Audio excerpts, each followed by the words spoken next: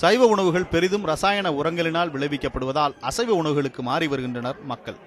அசைவ உணவுகளிலும் கோழி, ஆடு போன்றவை பதப்படுத்தப்பட்டு விற்கப்படுவதால் அசைவர்களில் பெரும்பாலானோர் மீன் விரும்பிகளாக மாறி வருகின்றனர். ஆனால் தற்போது கிடைக்கப்பட்டுள்ள செய்திகள் பொதுமக்களை அச்சத்திற்குள்ளாக்கி வருகின்றன. கேரளாவில் விற்பனை செய்யப்படும் மீன்களில் நீண்ட நாள்கள் கெடாமல் இருப்பதற்காக ரசாயனத்தை செலுத்துகின்றனர் என்றும், இந்த ரசாயனம் சேர்க்கப்பட்ட மீன்களை உண்பதால் உடல்நல பாதிப்பு ஏற்படுகிறது என்றும் செய்திகள் வெளியாகின. இந்நிலையில் கோட்டயம் பகுதியில் இருந்து பரிசோதனைக்கு அனுப்பப்பட்ட மீன்களில் ரசாயனம் கலந்திருப்பது உறுதி செய்யப்பட்டதை அடுத்து மீனவர்களிடமிருந்து விற்பனைக்கு வரும் வரை மீன் வர்த்தகம் தொடர்பான நடவடிக்கைகளை கண்காணிக்க கேரள மாநில அரசு நடவடிக்கை எடுத்துள்ளது.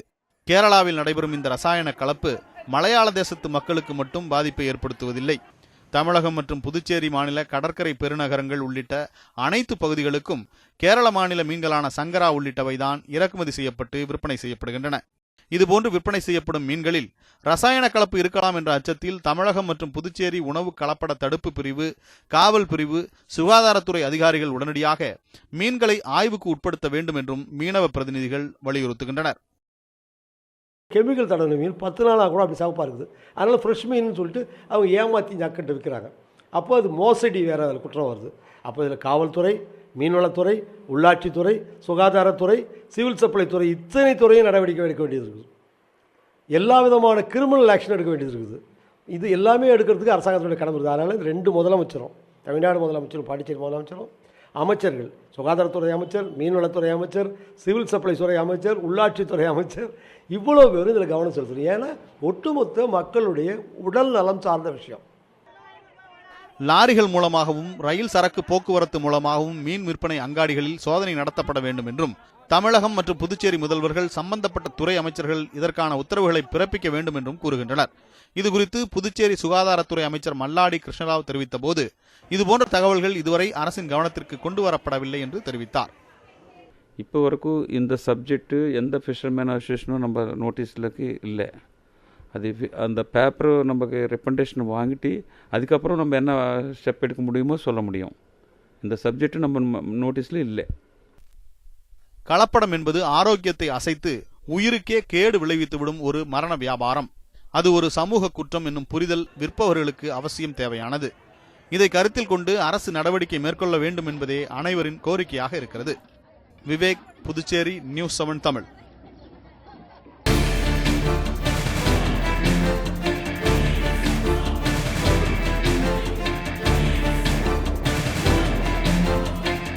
விருதுநகர் மாவட்டம் சாத்தூர் அருகே கங்கரக்கோட்டை நாருணபுரம் கிராமத்தில் செயல்பட்டு வருகிறது ஆர்ஆர் ஃபயர் ஒர்க்ஸ் என்ற பட்டாசு ஆலை.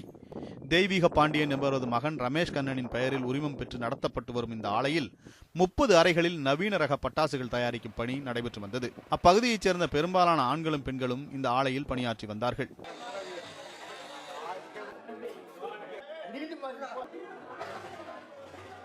கடந்த 26ஆம் தேதி மதியம் 12 மணி அளவில் ஆர்ஆர் ஃபயர் ஒர்க்ஸில் நடந்தது அந்த கோரமான வெடிவிபத்து.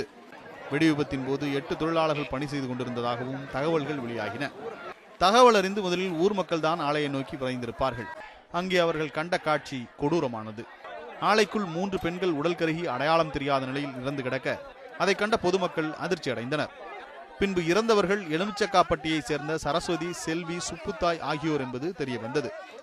3 பெண்கள் உடல் கருகி உயிரிழந்ததை விட உயிருடன் இருந்தவர்களின் நிலை மேலும் மோசமாக இருந்தது. அவங்க உயிருக்கு போராடிக்கிட்டு தண்ணின்னு கத்திக்கிட்டு இருந்தாங்க. ஒரு ஆம்புலன்ஸ் தான் நேரம் இருந்தது. அவங்கள மட்டும் ஏற்றி விட்டோம்.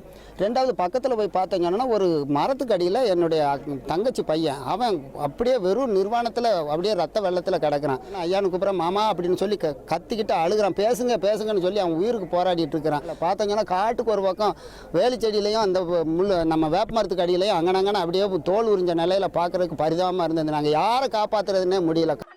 தீயின் கோரநாக்குகளால் தீண்டப்பட்ட எலுமிச்சக்காப்பட்டி கிராமத்தைச் சேர்ந்த சூரிய நாராயணசாமி, மாமுனிராஜ், முத்துமாரி, வீரலட்சுமி, செல்வராஜ் ஆகிய 5 பேரும் 90% தீக்காயங்களுடன் உடல் வெந்து வலியால் துடித்துக் கொண்டிருந்தனர்.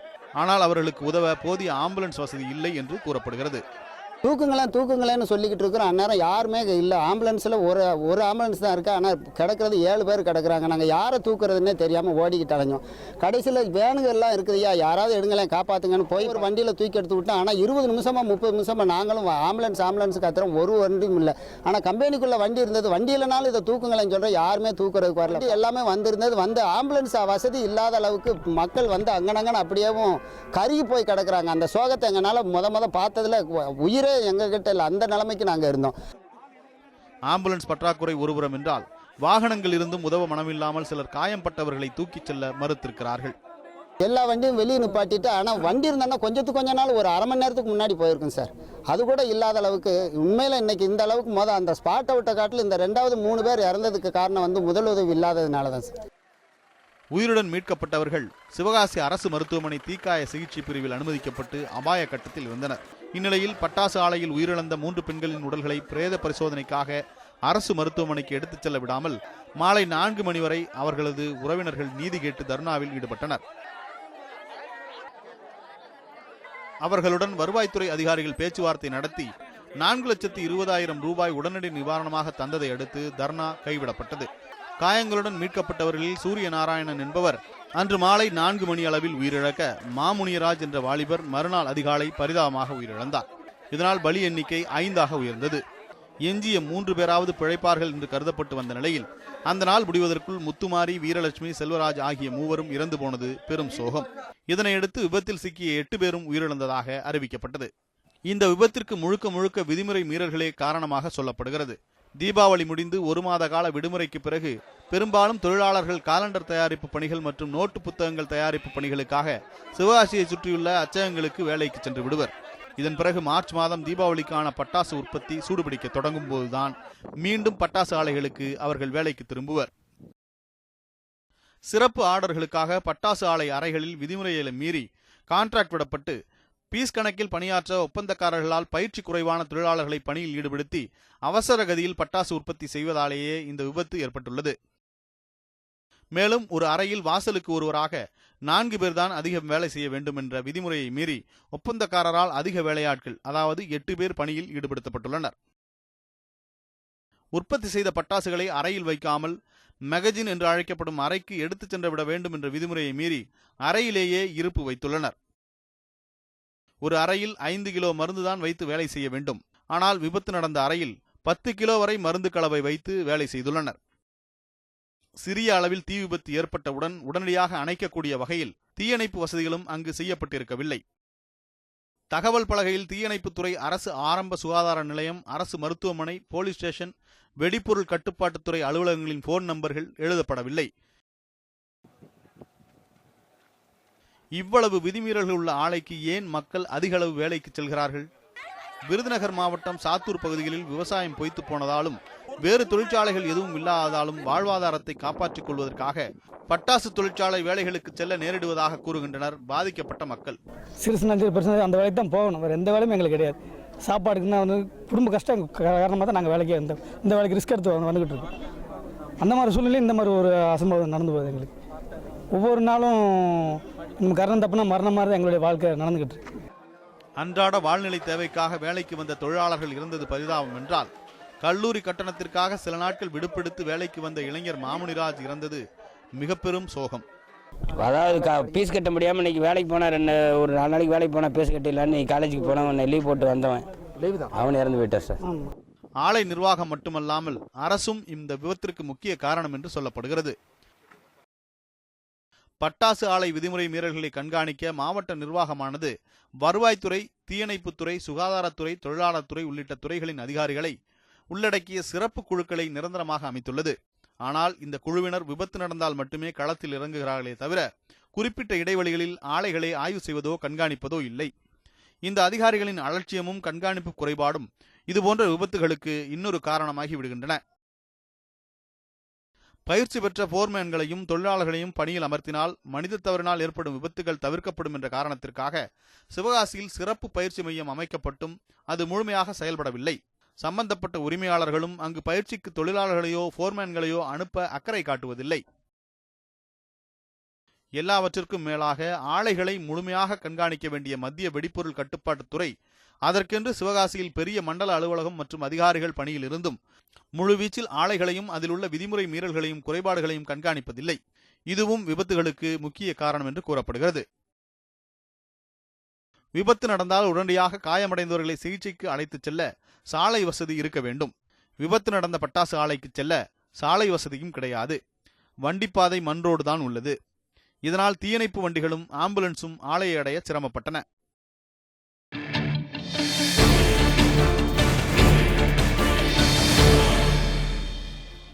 ஓசூர் அருகே 8 வயது சிறுமியை பாலியல் பலாத்காரம் செய்ய முயற்சித்தவர் கைது செய்யப்பட்டார். கிருஷ்ணகிரி மாவட்டம் ஓசூரை அடுத்த சூளகிரி அருகே உள்ள ஆலுசோனை கிராமத்தைச் சேர்ந்தவர் வெங்கடேசன். இவருக்கு 8 வயதில் ஒரு பெண் குழந்தை உள்ளது. இந்நிலையில் அந்த சிறுமி தனது கிராமத்தில் சிறுவர்கள் கிரிக்கெட் விளையாடிக் கொண்டிருந்ததை வேடிக்கை பார்த்துக் கொண்டிருந்ததாக கூறப்படுகிறது. அப்போது அந்த பகுதிக்கு சென்ற அதே கிராமத்தைச் சேர்ந்த ராமப்பா என்ற 40 வயது மதிக்கத்தக்க நபர் அந்த சிறுமியை வலுக்கட்டாயமாக தோள் மீது தூக்கிச் சென்று பாலியல் பலாத்காரம் செய்ய முயற்சித்ததாக கூறப்படுகிறது. இந்நிலையில் சம்பவம் குறித்து தகவல் அறிந்த சிறுமியின் உறவினர்கள் ராமப்பா மீது ஓசூர் அனைத்து மகளிர் காவல் நிலையத்தில் புகார் அளித்தனர்.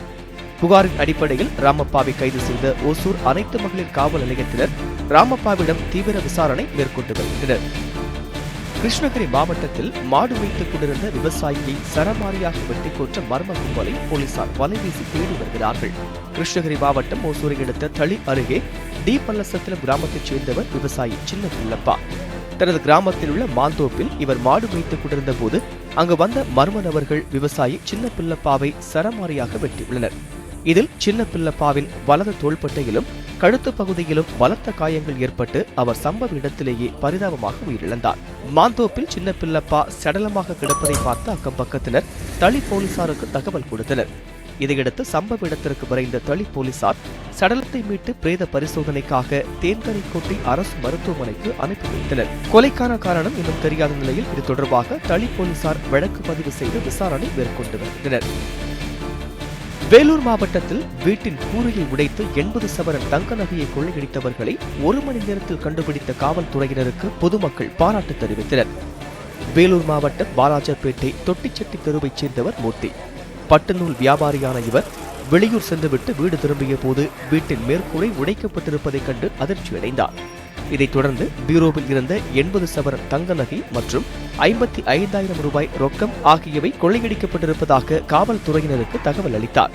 சம்பவ இடத்திற்கு விரைந்து வந்த ராணிப்பேட்டை டிஎஸ்பி விஜயகுமார் சம்பவ இடத்தை ஆய்வு செய்தார்.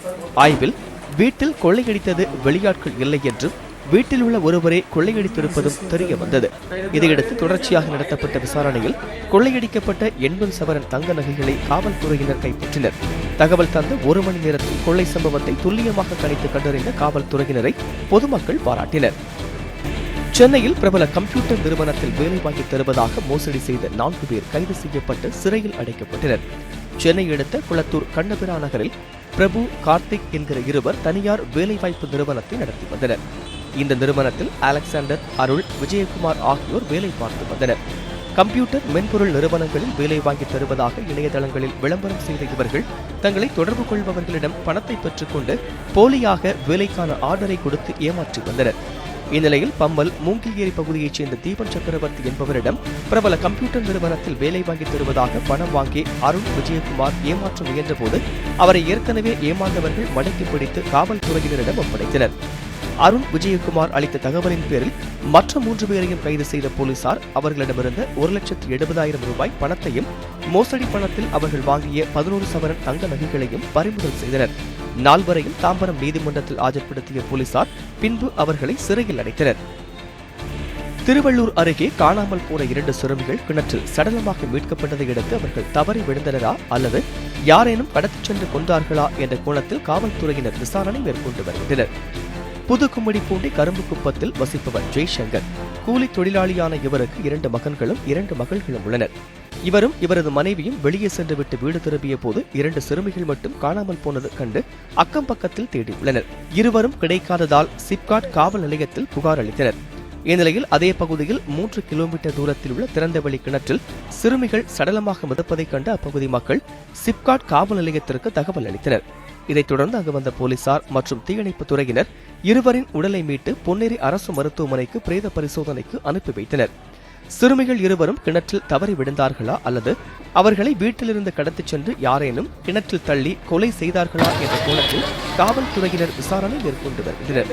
சிறுமிகள் இருவரும் உயிரிழந்த சம்பவம் கிராமத்தினரிடையே பெரும் சோகத்தை ஏற்படுத்தியுள்ளது. வெளியே போயிட்டு வந்து வீட்டாண்ட வந்து பார்த்துருக்காங்க. பசங்க வீட்டாண்ட விளையாடுற பசங்க காணோம். அதுங்க வந்து காவல் நிலையத்தில் கும்மிடிப்பள்ளி காவல் நிலையத்தில் கம்ப்ளைண்ட் பண்ணோம். இது மாதிரி வந்து ஒரு 7 மணி அப்போல 26ஆம் தேதி 7 மணிக்கு கம்ப்ளைண்ட் பண்ணோம்.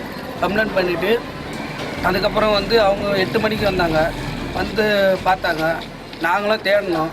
2 நாளாக தேடி அந்த பசங்க வந்து ஒரு 2 கிலோமீட்டருக்கு மேலே இருக்கும். அந்த கிணத்துல வந்து அடர்ந்த காடு மாதிரி இருக்குது. தைலஞ்செடி தைலத்தோப்பு ஃபுல்லாக அது. அந்த வழியில் போகிறதுக்கு வாய்ப்பே கிடையாது. குழந்தைங்க போகிறதுக்கு வாய்ப்பே கிடையாது. அந்த குழந்தைங்க எப்படி போச்சு, எப்படி என்ன ஏது, அது யாரும் என்ன பண்ணாங்கன்னு ஒன்றுமே புரியல எங்களுக்கு. திருப்பதியில் செம்மரம் வெட்டி வந்த திருவண்ணாமலையைச் சேர்ந்த 4 தமிழர்கள் ஆந்திர போலீசாரால் கைது செய்யப்பட்டனர். திருப்பதி அடுத்த பாக்காராப்பேட்டை வனச்சரகத்திற்குட்பட்ட சேருலோப்பள்ளி அருகே செம்மரம் கடத்தல் தடுப்பு பிரிவு போலீசார் ரோந்து பணியில் ஈடுபட்டு வந்தனர். அப்போது செம்மரம் வெட்டி கொண்டு வந்த 15 பேர் கொண்ட கும்பல் போலீசாரை கண்டதும் செம்மரங்களை ஆங்காங்கே போட்டுவிட்டு தப்பி ஓடினர். அவர்களை துரத்திய காவல்துறையினர் 4 பேரை வளைத்து பிடித்தனர். கைது செய்யப்பட்ட திருவண்ணாமலை மாவட்டம் ஜவ்வாதுமலை நம்மியம்பட்டு கிராமத்தைச் சேர்ந்த துரைசாமி, சேகர், குப்புசாமி, தசரதன் ஆகியோர் என தெரிய வந்தது. அவர்களிடம் 10 லட்சம் ரூபாய் மதிப்புள்ள 13 செம்மரக்கட்டைகளை போலீசார் பறிமுதல் செய்தனர். தப்பி ஓடியவர்களை தேடும் பணி தீவிரமாக நடைபெற்று வருகிறது. ஈரோடு மாவட்டத்தில் மனைவியை தற்கொலைக்கு தூண்டிய வழக்கில் விவசாயிக்கு 10 ஆண்டுகள் சிறை தண்டனை வழங்கி ஈரோடு மாவட்ட மகிழா நீதிமன்றம் தீர்ப்பு வழங்கியுள்ளது. ஈரோடு மாவட்டம் தாளவாடி அடுத்த பனகள்ளியைச் சேர்ந்தவர் சிவக்குமார். விவசாயியான இவருக்கும் கர்நாடக மாநிலத்தைச் சேர்ந்த பாக்கியா என்பவருக்கும் கடந்த 3 ஆண்டுகளுக்கு முன் திருமணம் நடைபெற்றது. இந்த நிலையில் பாக்கியா பிரசவத்திற்கு தனது தாயார் வீட்டிற்கு சென்றபோது சிவக்குமாருக்கும் மற்றொரு பெண்ணுடன் கள்ள தொடர்பு ஏற்பட்டுள்ளது. இதனால் மனமுடைந்த பாக்கியா கடந்த 2014ஆம் ஆண்டு அக்டோபர் மாதம் தற்கொலை செய்து கொண்டார். இதுகுறித்து தாளவாடி போலீசார் வழக்கு பதிவு செய்தனர். இந்த வழக்கை விசாரித்த நீதிபதி திருநாவுக்கரசு வழக்கில் குற்றம் சாட்டப்பட்ட விவசாயி சிவக்குமாருக்கு 10 ஆண்டுகள் சிறை தண்டனையும் 10,000 ரூபாய் அபராதம் விதித்து தீர்ப்பளித்தார். மேலும் 10,000 ரூபாய் அபராதம் கட்ட தவறினால் கூடுதலாக 2 ஆண்டுகள் சிறை தண்டனை அனுபவிக்க வேண்டும் எனவும் உத்தரவிட்டார்.